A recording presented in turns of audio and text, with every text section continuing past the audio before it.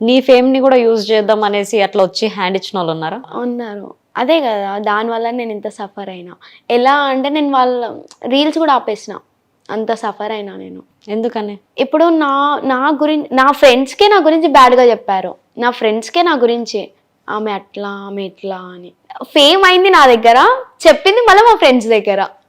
వాళ్ళు ఆల్రెడీ అన్నారు, ఎందుకు నీకు ఎవరితో మాట్లాడకు, నువ్వు ఎవరితో మాట్లాడవు కదా, ఎందుకు మాట్లాడుతున్నావు అని అన్నారు.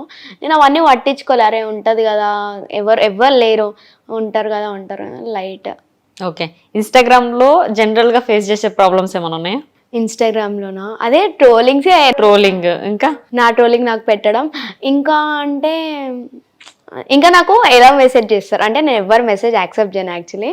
ప్రమోషన్ అంటే మెసేజ్ యాక్సెప్ట్ చేస్తాను, ఎవరు మెసేజ్ యాక్సెప్ట్ చేయను. అయితే ప్రమోషన్ చేస్తారా అని మెసేజ్ చేస్తారు. ఇది 0 followers కూడా ప్రమోషన్ ఉంది అని మెసేజ్ చేస్తారు.